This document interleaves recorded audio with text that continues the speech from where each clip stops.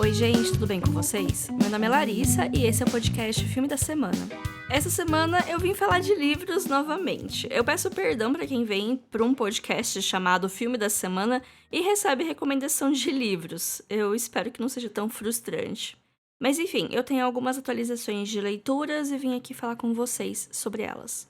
Eu tava de férias nas últimas semanas, eu comentei aqui, acho, provavelmente no episódio de assistidos de junho, e eu achava que eu ia ler demais. E o que aconteceu foi que eu mal peguei num livro nesse meio tempo, eu só concluí o que eu já tinha começado. Eu comecei uma coisa ou outra, eu tô com umas leituras legais em andamento, mas não avancei muito. E por muito eu quero dizer menos que 30% dos livros, né? Eu acabei vendo muito filme e jogando muitos jogos. Mas agora que eu já voltei a trabalhar, voltei com a minha rotina, o meu ritmo normal de leitura tá voltando e com isso eu acabei diminuindo um pouco o ritmo dos filmes, né? Já que as minhas janelas de tempo livre, elas não são tão amplas pra eu começar a ver um filme, mas elas são o necessário pra eu abrir o Kindle e ler uns 10, 15 minutos. O último episódio falando dos meus lidos do ano, né, com atualização de leitura, saiu no final de maio. E de lá pra cá eu li um conto, um livro curto, um livro longo e terminei uma leitura que eu comecei lá em janeiro. Eu vou falar pra vocês nessa ordem. Começando pelo conto, que é Galateia, da Madeline Miller. É o meu segundo contato com a autora. Eu li Circe no ano passado, comentei sobre no episódio 139. Circe é um livro que eu gosto, mas que eu não amo, e com Galateia foi mais ou menos isso, mas eu gostei um pouquinho menos. Talvez por ser uma leitura curta, né? São 90 páginas, mas na prática são menos, porque tem ilustrações, tem agradecimentos, tem espaçamento grande e tal. Eu li tudo num dia. E assim como outros trabalhos da autora, ela vai trabalhar com mitos greco-romanos. Aqui a gente vai ter um reconto do Pigmalião, que é aquele escultor que era o super bambambam dos escultores, ele esculpiu a mulher perfeita, se apaixonou pela estátua, a Afrodite viu tudo isso e transformou ela numa mulher de verdade, e todo mundo viveu feliz para sempre. O conto é no ponto de vista da mulher que nasceu da escultura, a Galateia, que ela mal adquiriu consciência e já estava tendo que lidar com gravidez e todo tipo de capricho desse cara. Eu gostei, mas ao mesmo tempo eu senti que faltou alguma coisa, não sei, eu fiquei com um sentimento meio misto. Talvez seja porque eu não estava tão familiarizada com o mito e do final, né, quando a história acaba e tem as notas da autora que ela conta mais, né, da história, dos escritos desse texto, eu achei mais interessante, então talvez tinha faltado um pouquinho de contexto pra mim. Eu não conhecia direito o mito e a narrativa ela é bem crua, ela é meio confusa, tem um quezinho de fluxo de consciência dessa pessoa que ela sabe que é uma pessoa há não muito tempo, mas mesmo assim ela já sente o peso de ser uma mulher. Eu acho que falar sobre ele é melhor do que a experiência de ler ele. Eu não sei explicar. Que nem eu falei, depois das notas no final, eu acho que apreciei mais ele do que quando eu tava lendo de fato. E eu acho que o que eu mais gostei foi as reflexões que ele me fez ter, principalmente sobre a trope de filmes, livros, de coisas que tem que ela chama, né, meio que informalmente de Born Sexy Yesterday ou Nascida Sexy Ontem, que é uma coisa que acontece bastante na ficção científica, principalmente, que mulheres são criadas através de experimentos científicos ou são pedras que recebem a vida, alguma coisa acontece que essa mulher surge do nada, uma mulher adulta, com um corpo de uma mulher adulta, acabou de chegar, acabou de nascer, ela tá entendendo como esse mundo funciona, ela tem a cabeça de uma pessoa que começou a viver, ela tem um corpo de uma mulher adulta, e geralmente ela tá sob os caprichos do seu criador homem, né? Enfim, muitas coisas, né? Ela até tá disponível de graça pra quem tem o Kindle Unlimited. Então fica aí essa dica pra quem assina esse serviço de assinatura de livros da Amazon.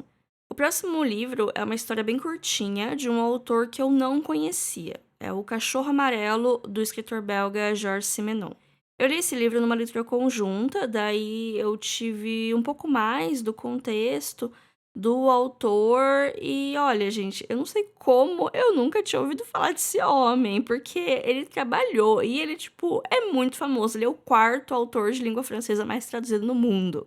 Dá pra comparar, assim, com a Agatha Christie, tanto em quantidade de obras quanto no gênero, né, que os dois tem bastante livros policiais, apesar de Georges Simenon escreveu muitas coisas além disso, mas ele criou um personagem que é um inspetor, chama Inspetor Maigret, um policial, um detetive, E ele é protagonista de, sei lá, 80 livros. São muitos livros, mas eles são todos curtinhos. E o Cachorro Amarelo é um dos mais conhecidos deles. No livro, a gente acompanha os desdobramentos de um crime numa pequena cidade costeira na França, onde misteriosamente aparece um cachorro na cena do crime. E isso vai ter desdobramentos na sociedade local. O inspetor Maigret, ele é enviado lá para ajudar a polícia local e tem toda a investigação, e a gente vai conhecer esses personagens dessa cidadezinha. E no final, o criminoso nem importa tanto assim, porque a resolução é super rápida. Lá no final, o que importa, né, o que o autor se dedica tempo em criar é sobre esse reflexo dessa violência nesse lugar e também tecer comentários sociais, né? Porque mesmo numa cidade pequena você vai ter diferentes classes sociais e diferentes grupos de pessoas e como cada pessoa reage a cada coisa, né? Se passa, acho que nos anos 20. Então, na época, né, que foi escrito, ele é um livro contemporâneo de sua época. Então tem todas essas coisas que são bem interessantes. Eu gostei bastante do Inspetor Maigret. Eu acho que ele merecia mais destaque no hall de detetives ficcionais. Eu achei ele bastante humano, todos os personagens, eles são bastante cheio de camadas de cinza, né, no que ele consegue criar nessas 120, 140 páginas que o livro tem. Eu achei bem interessante, mas não é, assim, daquele suspense que você vai devorar, movido à curiosidade. Eu não tinha tanta vontade de ler ele, mas enquanto eu estava lendo, eu estava gostando da experiência. Uma leitura fácil, uma leitura rápida, só não é tão instigante. Então, se você vai ler algum livro do autor em busca desses thrillers que vai te deixar assim, meu Deus, quem matou? Eu não consigo dormir de curiosidade. Esse livro não vai ser isso. É um livro interessante, é um livro fácil de ler, é um livro gostoso de ler, mas fica nisso, né? Então, essa dica pra quem tá afim de ler, quem já conhece o autor, esse pode ser um bom começo, mas controlem as expectativas de vocês. É a melhor dica que eu posso dar. O Cachorro Amarelo e os outros livros do autor que são publicados aqui no Brasil são vários, viu? Eu fiquei chocada, porque eu nunca tinha ouvido falar de nenhum. Mas todos eles estão sendo publicados, né? Foram publicados pela Companhia das Letras. Vou falar agora da minha leitura longa, que na verdade ele é um livro inicial de uma quadrologia, ou seja, eu arranjei livro para ler até o final do ano, já que são 4 livros e eles têm uma média de 400, 500 páginas cada. Ler fantasia é bom demais. No caso, a série é A Passa Espelhos, é uma fantasia francesa publicada na década passada, que começa com o livro Os Noivos do Inverno, que é um título que engana, já que o livro não é um romance. E foi esse o livro que eu concluí, né? A gente tem aqui um mundo onde alguma coisa aconteceu e essa terra se transformou em vários pedaços que meio que flutuam numa órbita, mas são pedaços muito grandes, assim, são tipo países, e eles flutuam nessa órbita e a gente chama eles de arcas. Cada arca tem o seu povo, seus costumes, suas habilidades, como se fosse um país diferente, mas todos eles falam a mesma língua com diferenças de sotaque, mas é uma língua unificada pelo que parece. E pelo menos, né, nas 2 arcas que aparecem nesse livro, eles falam a mesma língua, então, né, vamos ver o que o futuro nos reserva. Mas enfim, a nossa protagonista é a Ofélie. Todo mundo tem nome que termina com E. Isso é uma coisa que agora eu já acostumei, mas que no começo, assim, por uns 70% do livro, me irritava que todos os nomes terminavam com E. E assim, o livro francês faz sentido, sabe? Mas eu ficava, ai, que nome fresco, todos os nomes. Mas enfim, tem a Ofélie, ela é uma garota diferente das outras. Aí quando eu falo sinopse de fantasia, é muito fácil cair em certos clichês, mas esse livro é diferente, eu juro. Aliás, eu tive problema com o começo desse livro, porque eu não gostei da Ofélie. Eu achei ela muito sonsa. Talvez tenha rolado uma identificação ruim, porque eu não acho que eu sou muito diferente dela, mas eu não queria ser assim. É legal a gente ver personagens que são parecidos com a gente nas coisas boas e nas coisas que a gente projeta como positiva. Agora, quando a gente vê um personagem com defeitos parecidos com os nossos, principalmente defeitos que a gente quer mudar, aí fica difícil, sabe? Mas então, a Ofélie demorou pra eu começar a gostar dela. Eu cogitei abandonar o livro depois de 1, 2 capítulos, Mas eu achei o sistema de magia muito interessante. Eu gostei dessa construção desse mundo, dessas arcas, desse mistério sobre o que aconteceu para essas arcas acontecerem. E também um mistério que cada arca meio que tem o que eles chamam de espírito familiar, que é um ser imortal que tem o papel de um deus, assim, para eles. Então eu achei essa parte muito intrigante. Então eu continuei, eu achei o cenário interessante também. E com os 30% o livro começou a andar, porque até então é só a introdução da fantasia, né? Com 30% a sinopse começou a acontecer. E lá para 60% eu já tava completamente rendida e viciada, e eu li super rápido essa parte, porque eu queria saber o que ia acontecer. Mas, né, qual que é o evento da sinopse que começa a acontecer com 30% do livro, né? A Ofélia, ela tem a vida normal, estabanada dela, na arca dela, com a família dela e tal, só que ela vai precisar fazer uma viagem, porque ela foi prometida em casamento pra um outro cara, porque ela já tava muito velha, ela precisava casar, muito velha, ela tem, sei lá, 18 anos. Em nenhum momento fala a idade dela. Eu imagino ela, sei lá, com uns 22, né? Porque sempre falam que ela é mais velha, que ela é velha no sentido de, tipo, você já deve ter casado. E ela também cuida de um museu, que é uma responsabilidade meio grande pra você dar na mão de uma menina de 18 anos, né? Mas enfim, na minha cabeça, ela tem uns 22 anos, mas eu acho que ela deve ter uns 18. Eu não aguento livro de fantasia que bota a pessoa que é a mais poderosa e a mais incrível e a mais habilidosa do lugar dela em fazer essa ação super específica. E você vai ver a pessoa tem 16 anos.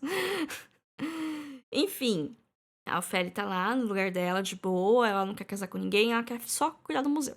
E só que aí, meio que uma entidade superior, não uma entidade superior, mas, tipo, mandam ela nesse casamento, ela meio que não tem uma escolha, ela vai ser uma enviada diplomática, né? Esse casamento é um acordo diplomático, e ela vai, né, resolver isso aí. Então ela viaja até uma arca distante, que é uma arca polar, que é um choque de cultura muito grande, e ela odeia o cara parece que não liga pra ela. Mas não vai ter romance, gente. Não, pelo menos até agora não tem romance nenhum. Então não deixem. Ou vai ser um slow burn muito grande, ou não vai ter romance nenhum. Eu não sei o que eu quero, pra ser bem sincera, né? Porque eu gosto de slow burn também. Mas fãs de romance, não fiquem alvoroçados, tá? E aí, boa parte do livro é ela navegando nessa sociedade nova, né? Essa coisa do peixe fora d'água, ela precisa se adequar. Tem os planos, tem as intrigas palacianas. É um livro muito de corte e aliança, e diz que me diz, e um olhou feio pro outro, no outro dia o outro sumiu, sabe essas coisas? Então, mas é legal. Eu tô gostando tanto que atualmente eu tô em 40% do segundo livro.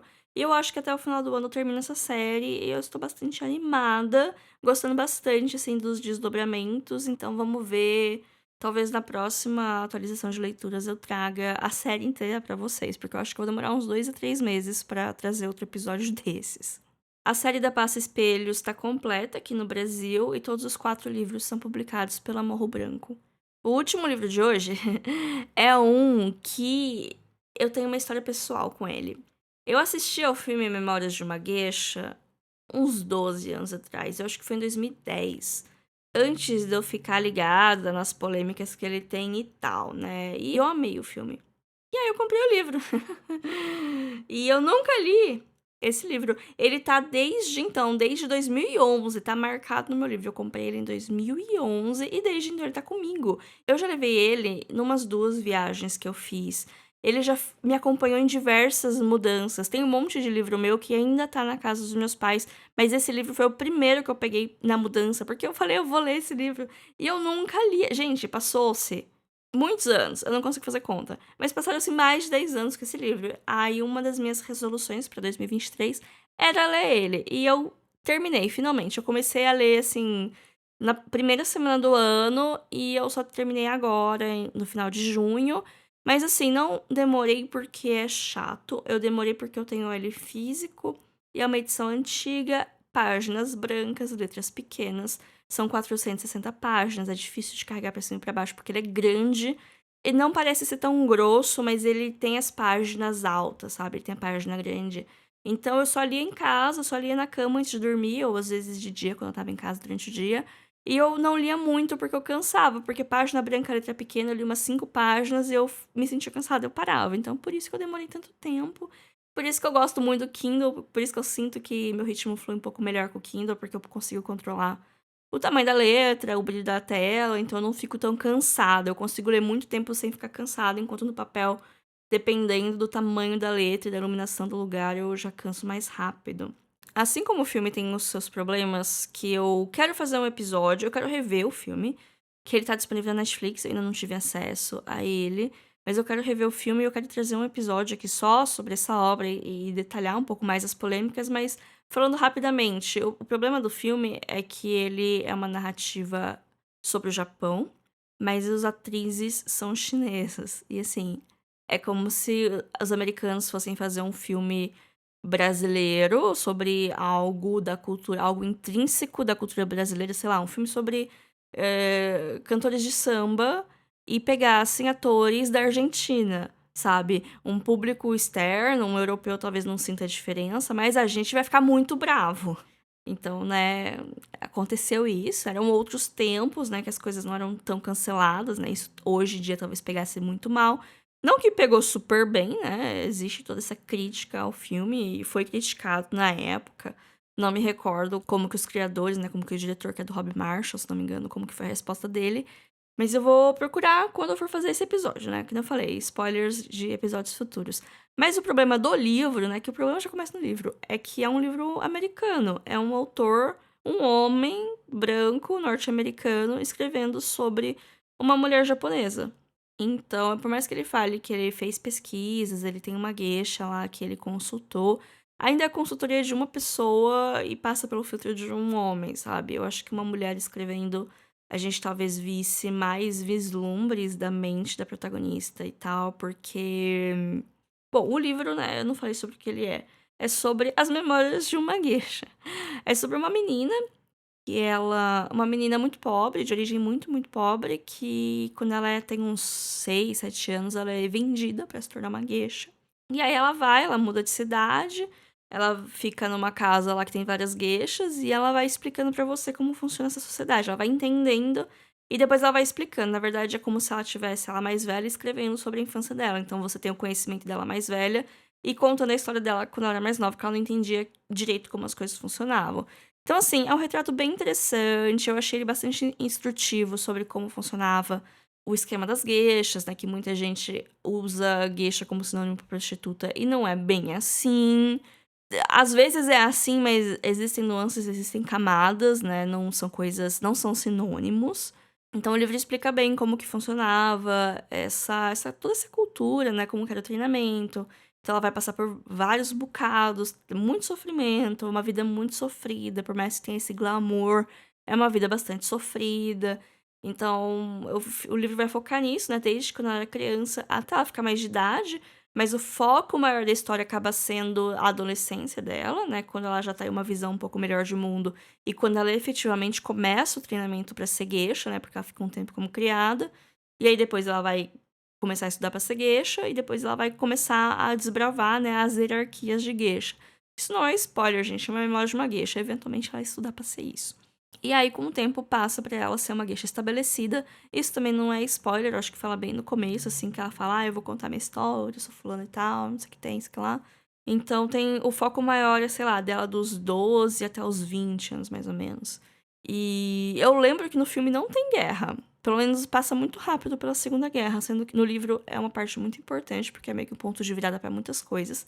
Inclusive, pra uma linha narrativa que eu não gostei muito, porque depois da guerra eu não sei, eu não queria dar spoiler, mas eu acho que o livro tem umas coisas que não me agradam tanto. Por exemplo, ter toda aquela coisa do tipo, eu sofri, a vida não foi fácil, mas se não fosse aquele sofrimento do passado, não seria quem eu sou hoje. Se eu não tivesse passado por todos aqueles percalços e todos aqueles abusos do passado, eu não teria as coisas que eu tenho hoje, sabe? Uma coisa meio Sansa Stark no final de Game of Thrones. Então eu já fiquei meio tipo, é ok, né? E sem falar que no final do livro rola uma coisa meio. Estados Unidos, melhor lugar do mundo. Do nada, absoluto nada. Quer dizer, não é do absoluto nada, mas eu achei meio do nada, assim. Aí eu fiquei, vá. Os caras me tacam uma bomba atômica. E aí você fica, não, mas os Estados Unidos é terra da oportunidade. Sei lá, né? Eu já dei spoiler. Não é spoiler, porque isso não é spoiler, gente. Tipo, o que importa no livro é você acompanhar a vida dela. Acontece muita coisa na vida dela. São 460 páginas e toda página tá acontecendo alguma coisa. Por mais que seja uma coisa aparentemente monótona, tipo ela participando de uma festa onde alguém ofende outra pessoa e ela só tá vendo isso acontecer e isso vai ter consequência pra outras pessoas que não importa muito, mas ela vai falar o que aconteceu. Então, sempre tá acontecendo alguma coisa, mesmo as partes que dão umas enroladas, assim, umas barrigadas, ainda tá acontecendo coisa, então isso não é um spoiler, sabe? É sobre jornada, não tem nenhum grande spoiler nesse livro, na verdade. Não tem nenhum acontecimento muito grande. E eu não acho que spoilers de livros elas atrapalham a experiência, a não ser que seja um thriller, né? Que é um negócio tipo, ai, quem matou, quem que fez essas coisas. Porque aí realmente, né, todo o livro é meio que movido pra você saber o que aconteceu, quando você sabe o que aconteceu, meio que perde a graça. Mas de resto, o livro de ficção literária, assim, uma outra coisa que possa acontecer, mas o evento não importa tanto. O que importa mais é como que os personagens reagem, como as coisas chegarem nesse ponto, sabe? Eu adoro o livro que começa com o final. Que assim, o começo tá completamente perdido e meio que fala o que acontece no final, e depois ele começa a revoltar, assim, voltar pra te contar o que aconteceu. Eu acho isso ótimo. Mas enfim, né? Pra fechar, né? Memórias de uma Geisha não foi uma leitura ruim, não foi uma leitura penosa. Eu li tranquilo, eu queria saber o que ia acontecer. Eu tenho várias ressalvas, mas ele também acaba sendo um produto do seu tempo, é um livro de 98 e tal. Então, assim, é uma recomendação média. Eu não recomendo pra vocês lerem o livro, até porque eu acho que ele nem tá sendo publicado mais aqui no Brasil. Eu tenho uma edição de uma editora que nem existe mais, a Imago. Não sei se ela, talvez ela exista ainda, mas nunca mais ouvi falar dela. Eu tenho Brumas de Avalon também dessa editora. Enfim. Então, assim, é uma recomendação média. Tipo, existe esse livro, ele pode ser interessante. Eu conheço pessoas que leram esse livro na época que saiu do filme, principalmente pessoas que gostam dele mesmo, sabendo dos problemas.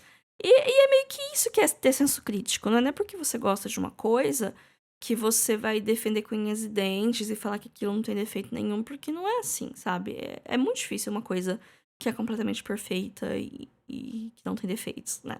Então, maturidade é isso, é você entender que você gosta de uma coisa, mas também entender que você não gosta de outras coisas dessa coisa, mas você ainda gosta da coisa, entendeu? Enfim, acho que eu me estendi demais em coisas que talvez não façam muito sentido fora da minha cabeça. Eu vou finalizar o episódio por aqui, que era pra ser um episódio rápido e o Bruto já tá grande, né? Mas enfim, sigam a gente nas redes, nosso Instagram é @filme.da.semana. Sempre tem conteúdo extra por lá e novidades e notícias do podcast. E se você quiser falar comigo, você pode mandar uma DM lá no Instagram ou você pode mandar um e-mail para podcastfilmedasemana@gmail.com. Esse e-mail também é uma chave Pix, caso queiram fazer alguma contribuição financeira com o nosso trabalho. Não é obrigatório, mas qualquer valor vai ser muito apreciado. E é isso, gente. Fiquem bem e até semana que vem. Tchau, tchau.